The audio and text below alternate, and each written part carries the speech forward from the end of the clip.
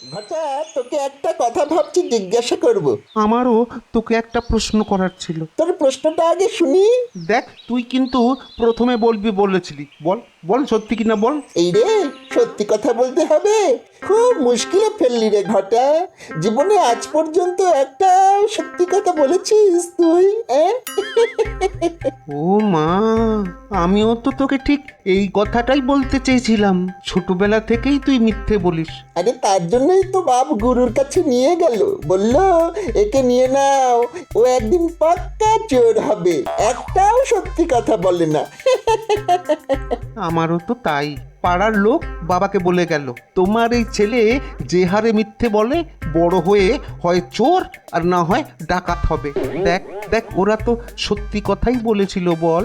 দেখ, এখন হাতে কোনো কাজ নেই, এই সময়টা একটু সাধুগিরি করলে কেমন হয়? আরে আমিও তো তাই ভাবছিলাম, কিন্তু ওই সাধুগিরি করতে কি কি লাগে বলতো?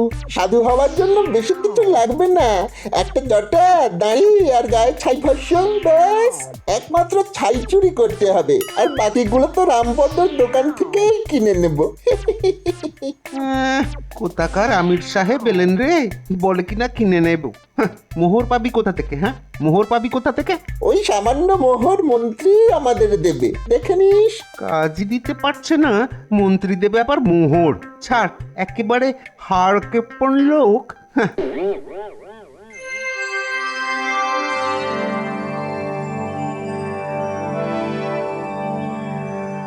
মহারাজ, আজ আপনাকে কেমন যেন মনমরা লাগছে। কিছু কি ঘটেছে?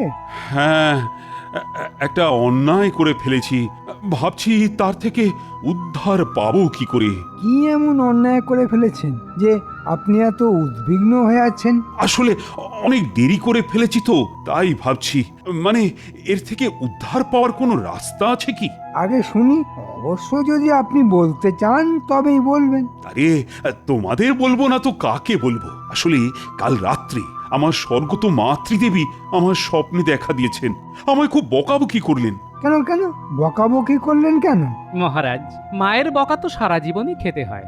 আহ গোপাল, মহারাজের সঙ্গে তার মন্ত্রীর কথা হচ্ছে, তার মধ্যে তুমি কেন কথা বলছো?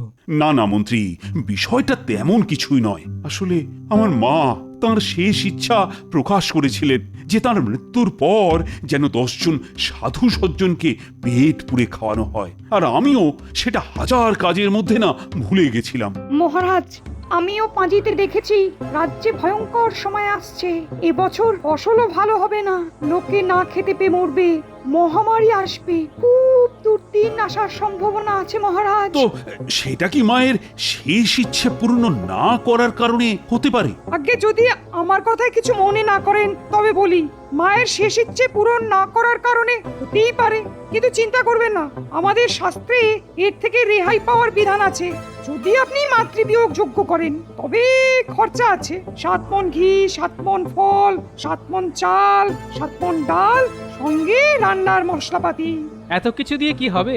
একটা যজ্ঞ করতে এত খরচ আগে কখনো শুনিনি বাবা। বাবা বাবা, একটা রোজগারের সুযোগ এসে গেল মনে হচ্ছে। একা পণ্ডিত এত কিছু নিয়ে যাবে তা তো হতে পারে না। মহারাজ, আপনি আসল কথাটাই ভুলে গেলেন।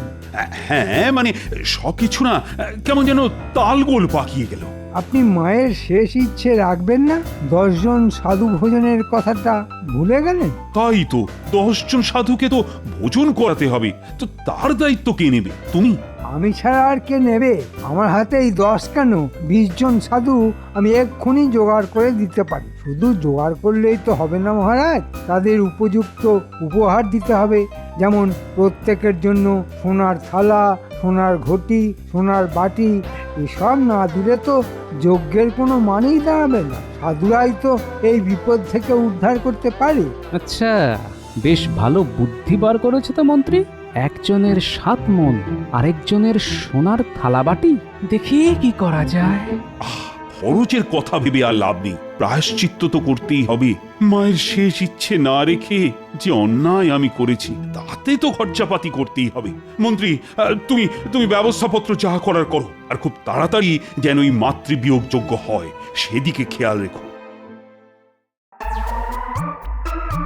নমস্কার মন্ত্রী মশাই, অনেকদিন পর আমাদের ডাক পড়লো, নিশ্চয়ই কোনো কাজ আছে। ভালোই করেছেন, আপনি আমাদের দিয়ে শেষ কাজটা করিয়ে নিন। আমরা আর চুরিচামারি করবো না বলে ঠিক করেছি। কিরে ঘটা, সত্যি কথাটা বলেই দিলাম, কি বলিস? হ্যাঁ, আরে মন্ত্রী মশাই আমাদের কি কাজ করতে দেন সেটা তো আগে দেখবি, তারপর তো ওই সত্যি কথাটা বলবি। আশ্চর্য! চুরি চামারির কাজ তোরা ছেড়ে দিবি তো খাবি কি? আমরা ঠিক করেছি এখন থেকে সাধুগিরি করে খাবো। হ্যাঁ, আরে আমি তো ঠিক সেই কাজটাই তোদের দেব বলে রেখেছি। অদ্ভুত ব্যাপার, আপনি আমাদের সাধু বানিয়ে দেবেন? মানে আমরা সাধু সেজে ঘুরে বেড়াবো, ভিক্ষে করব? আচ্ছা আচ্ছা, লোকে ভিক্ষে দেবে? এবার এমন ব্যবস্থা করেছি না, তোরা ভাবতেই পারবি না। ভিক্ষে করতে হবে না, যেখানে তোদের পাঠাচ্ছি সেখানে তোদের আদর করে ডেকে বসাবে, সোনার থালায় খেতে দেবে, সোনার ঘটিতে জল খাবি, সোনার বাটিতে নানা ধরনের পদ বেড়ে দেবে, তোরা খাবি। শুধু খাবোই, কামাই কিছু হবে না? সোনার থালাবাটি কি খেয়েই আবার ফেরত দিয়ে দিতে হবে? আমি কি বোকা নাকি যে শুধু খাবার জন্যে তোদের পাঠাবো? তোরা ওই থালা বাটি বগলে করে নিয়ে আসবি, সঙ্গে আরো অনেক কিছু। তোদের শুধু সাধু সেজে যেতে হবে। তোদের আরো একটা কাজ করতে হবে, তোদের দলের 10 জনকে জোগাড় করতে হবে। পারবি না? হ্যাঁ, সাধু সেজে এত রোজগার? তো এতদিন চুরি চামারি করলাম কেন? এটা পরে ভেবে দেখা যাবে। এখন 10 জন চোর জোগাড় কর, তাদের সাধু সাজিয়ে রাখবি। আমি বললেই তাদের নিয়ে রাজবাড়ি চলে যাবে, ওখানে একটা যজ্ঞ হবে।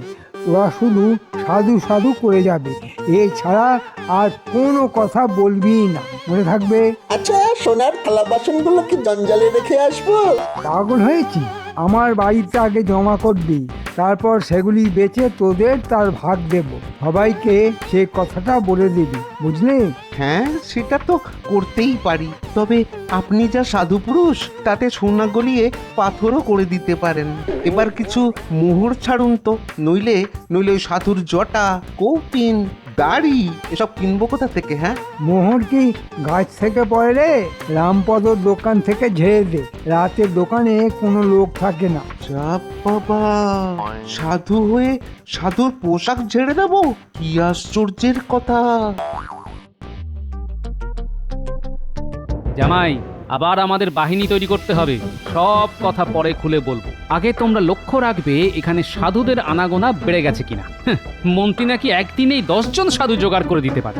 ওই, আমি তো এই নগরে কোনো সাধু দেখছি না। তার মানে সব কটা চোরকে মন্ত্রী সাধু সাজিয়ে নিয়ে আসবে। মহারাজের কাছ থেকে সোনার থালাবাটি হাতে নেওয়ার জন্যই এত সাধু জোগাড় করার দায়িত্ব মন্ত্রী নিজের হাতে নিয়েছে। কেন হঠাৎ সাধুরাতে দরকার পড়লো কেন শশীমশাই? মহারাজ তার মায়ের শেষ ইচ্ছে পূরণ করার জন্য সাধু সজ্জনদের ভোজন করিয়ে সোনার থালাবাটি উপহার দেবেন। ব্যাস, সেই সুযোগটাই নিল আমাদের মন্ত্রী। তাই তোমাদের উপর দায়িত্ব দিলাম সাধুদের উপর নজর রাখা। আর একটা কথা, গুলটে শোন, তোদের বেশ কয়েকটা গুলতি বানিয়ে রাখতে হবে, ঠিক সময়ে কাজে লাগবে। আর দিদাকে বলে শুকনো লঙ্কা গুঁড়ো করে রাখবি। যা, কাল সকাল থেকেই কাজে লেগে যা। কি আমার জটা, দাড়ি, কৌপিন, কোমণ্ডুলগুলো সব গেল কোথায়? হ্যাঁ, এই তো এই বস্তায় রেখেছিলাম। না না না না, কোথাও তো নেই। চোর এসেছিল নাকি? কিন্তু সাধুদের পোশাক কেন চোর নিয়ে যাবে, আর কেনই বা নেবে? তাকে এখন বলি। আরে আরে, ওই তো গোপাল যাচ্ছে, ওকেই একবার জিজ্ঞেস করে দেখি। গোপাল, ও গোপাল, গোপাল, হ্যাঁ এসো তো ভাই, একবার এদিকে এসো তো। আমি তো তোমার দোকানে আসছিলাম, একটা জটা আর সাধুদের দাড়ি পাওয়া যাবে? সাধুদের পোশাক? কি আশ্চর্য, তোমারও লাগবে? তোমারও লাগবে মানে? আচ্ছা, আর কোনো খদ্দের এসেছিল নাকি? তারা কি নিয়ে গেল? আরে খদ্দের এলে তো ভালোই হতো। না না না, যারা এসেছিল তারা খদ্দের নয়, তারা খাঁটি চোর। 1 বস্তা পোশাক নিয়ে গেছে। আচ্ছা আচ্ছা গোপাল, সাধুর পোশাক কে নেবে বলো তো? নিশ্চয়ই সাধু নয়। সাধুর পোশাক সাধু নেবে কেন? আরে আমিও তো তাই বলছি, কিন্তু চোর 1 বস্তা সাধুর পোশাক নিয়ে কি করবে বলো দেখি? একটা কথা বলি, তুমি কিন্তু কাউকে এই কথাটা বলতে যেও না। তোমার লোকসান আমি মহারাজকে বলে পুষিয়ে দেব। আমি একটা চক্রান্তের গন্ধ পাচ্ছি, বুঝলে? একদম চুপ করে থাকো, কেমন? না না, তুমি যখন বলছো তখন কাউকে বলবো না, তবে চক্রান্তের গন্ধ কিন্তু আমিও পাচ্ছি। মনে থাকে যেন। আমি এখন যাই, চোর ধরার জন্য এখনো অনেক কাজ বাকি আছে।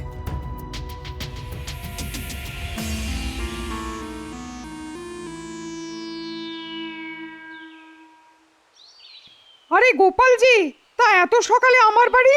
না মানে একটা কথা সেদিন বলতে ভুলে গিয়েছিলাম। তা সেদিন ভুলে গেছিলে তো কি হয়েছে, আজ বলো।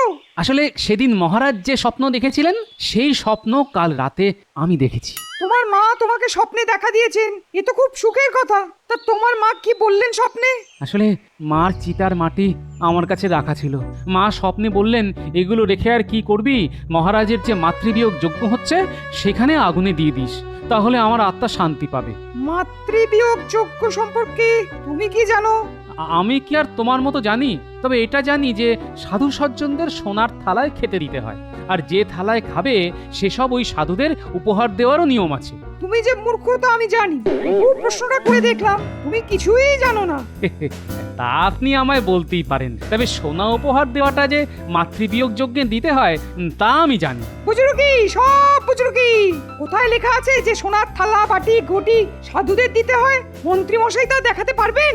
মন্ত্রী আমায় বলল মাতৃবিয়োগ যজ্ঞে নাকি 7 মণ ঘি, 7 মণ চাল ডাল এসব কিছুই দিতে হয় না, সব নাকি তোমার বুঝলো কি। ও বেটা নিজে বুঝলো, মরকট, গাধা, গরু, মোষ, বাঁদর। অসভ্য, শয়তান, হতভাগা, ব্যাস আর কিছু বলার দরকার নেই। এসব কথা আমি জানি পণ্ডিত, কিন্তু মন্ত্রী তোমার নামে এত বড় একটা অপবাদ দিল সেটা আমি মানতে পারছি না। তা যজ্ঞের দিন তাহলে আমি আগুনে মাটি আহুতি দিতে পারি? নিশ্চয়ই পারো, 100 বার পারো, 1000 বার পারো, কোটি বার পারো। না না না না না, কোটিবার না, কোটিবার না, একবার মাত্র দিলেই হবে।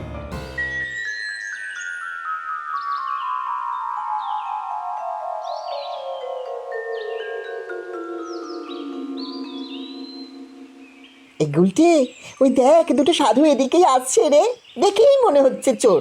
সাধু সেজে আছে। এই একটু পেছনে লাগিয়ে আয়, আয় আয়। বেটার দাড়ি খুলে দি। না, তাহলে না ওরা সতর্ক হয়ে যাবে রে। প্রণাম সাধু বাবা, এবার টোল থেকে আমায় তাড়িয়ে দেবে বলেছে, সংস্কৃতে শূন্য পেয়েছিলাম বলে। এখন কি করি সাধু বাবা? সাধু সাধু, আমার না কানে পোকা ঢুকেছে, মাথার মধ্যে কামড়াচ্ছে, মাথাটা কেটে বাদ দিয়ে দিই। সাধু সাধু। এই আমার মুন্ডি চলে যাবে আর তুমি বলছো সাধু সাধু? দুষ্টু, এটা কি সাধুর মতো কথা হলো? হ্যাঁ কিরে ঘটা, আর কিছু বলতে বলেছিল? না না না, আর কিচ্ছু বলতে বলেনি। খবরদার অন্য কিচ্ছু বলবি না। শোনো ছেলেরা, আমরা কিন্তু ওই তোমাদের সাধু সাধু ছাড়া আর কিচ্ছু বলতে পারবো না। মানা আছে কথা বলার। কার মানা গো? মন্ত্রীর? তোমরা কিভাবে জানলে? তার মানে তোমরা চোর ছিলাম, এখন আর নেই, সাধু হয়ে গেছি। হ্যাঁ, আমায় যে টোল থেকে বার করে দেবে তার একটা বিহিত করো। ঘটা, কি রে, আমি তো কথা বলে যাচ্ছি, তুই কিছু বল। সাধু সাধু। ও হ্যাঁ, সাধু সাধু সাধু।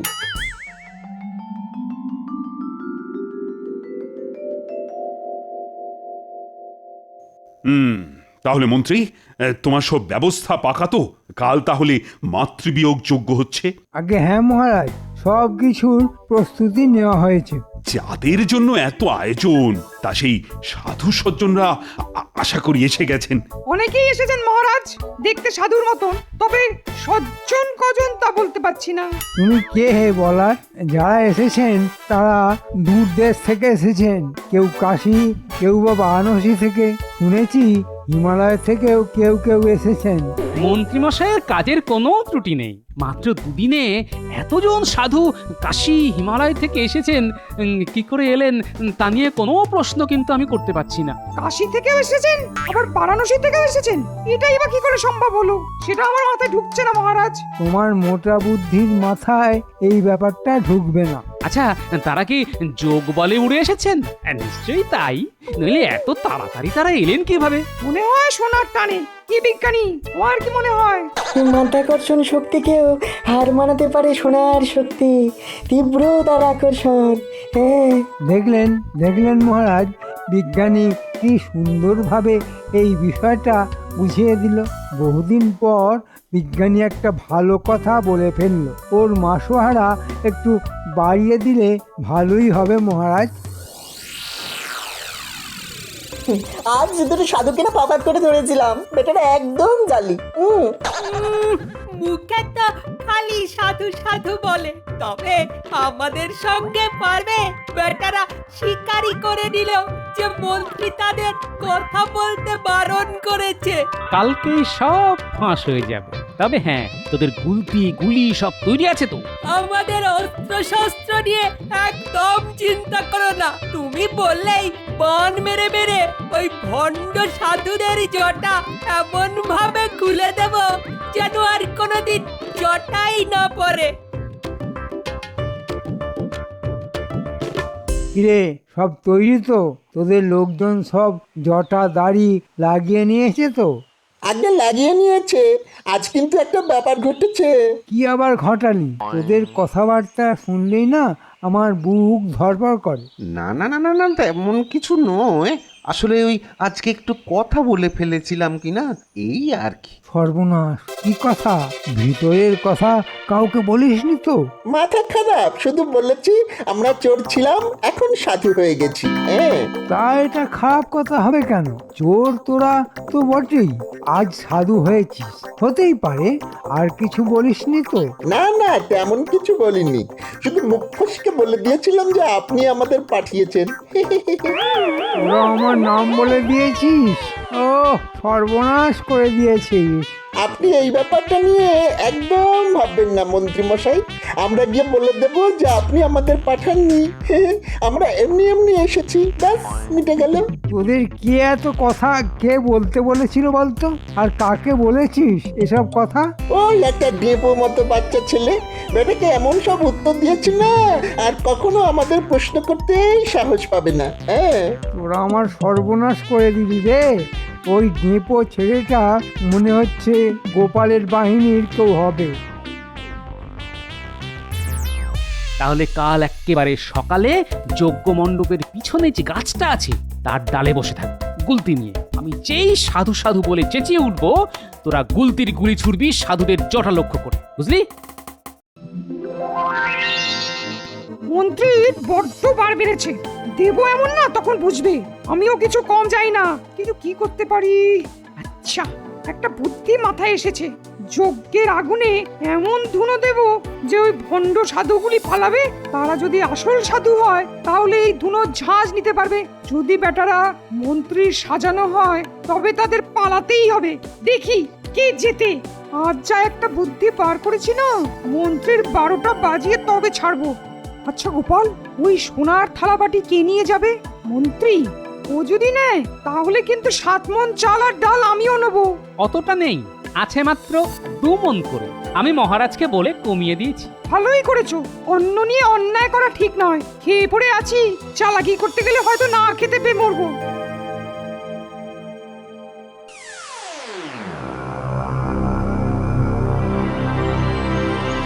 এক্ষুনি যজ্ঞে আগুন দেওয়া হবে, তোমরা সব তৈরি তো? একদম, দাদু চেঁচালে গুলতি থেকে গুলি ছুটবে। কি করে ভণ্ড সাধুগুলো জটা সামলায় এবার আমরাও সেটা দেখব। স্বাগত স্বাগত সাধু সমাজ, আপনাদের প্রণাম জানাই। আমার মাতৃবিয়োগ হয়েছে তা বেশ কিছুদিন হলো। সাধু সাধু সাধু। আরে তোকে কে কথা বলতে বলেছে বলতো? মহারাজ আমাদের প্রণাম জানালেন, তো আমরা উত্তরে কিছু বলবো না? আজ কান্নায় আমার চোখ দিয়ে জল বেরিয়ে আসছে।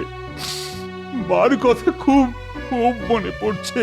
সাধু সাধু সাধু। এই সাধু কোথা থেকে এসেছে? আগে আমরা কোথা থেকে এসেছি তা তো জানি না মহারাজ, তবে এসেছি।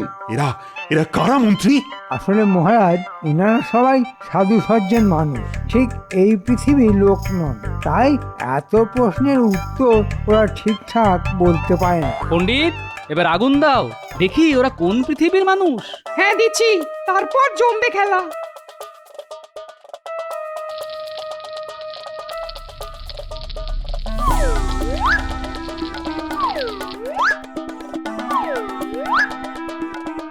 বাপরে বাপরে বাপ, এই গোপালকে ছিটিয়েছে বলতো? ওরে বাবারে বাবারে বাবা, ওরে বাবারে। লঙ্কা ছাড়া আর কি হতে পারে? হ্যাঁ, চাও। এই রে এই রে, এই হাঁচি মারতে গিয়েছে আমার দাড়ি খুলে গেল। চল চল পালাই, চল চল এক্ষুনি পালাই পালাই। সাধু সাধু, গুলটে টিপ করে জটায় মার যাতে চুল বেরিয়ে পড়ে। হ্যাঁ তুমি চিন্তা করো না, এমন টিপ করে মারবো যে চুল কেন সঙ্গে ঠ্যাংটাও খুলে নেব।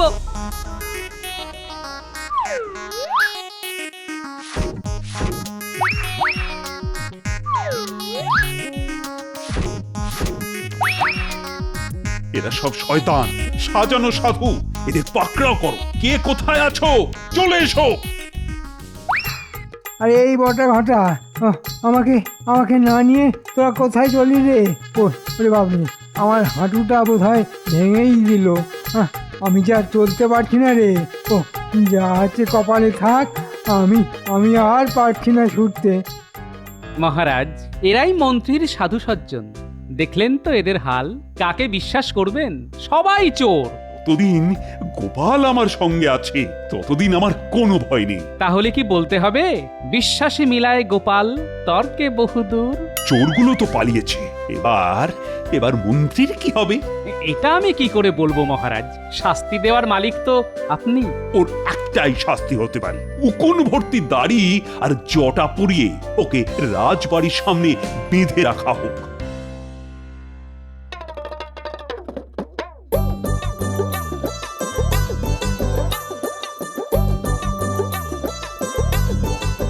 অনেক দূর থেকে এসেছি মা, একটু ভিক্ষে দাও। এই তোমরা সাধু সজ্জন মানুষ, কিন্তু এত বেলা এলে কি করে খাবার দেওয়া যায়? একটু সবুর করো তোমরা। হাঁড়িতে ভাত বসিয়ে তারপর খেতে দেবো। হ্যাঁ, জামাই এলো বাড়িতে, চাল ছেড়ে দাও হাড়িতে। হাঁ করে কি দেখছো? লঙ্কা ফোড়ন খাচ্ছ? জামাই এত চুল দাঁড়িতে চিনতেই পারিনি। তো বাবা, তুমি ওকে শ্বশুরের মতো সাধু হয়ে গেলে নাকি? না না না, সাধু হতে যাবো কেন? জমিয়ে ইলিশ মাছ ভাজা খাবো।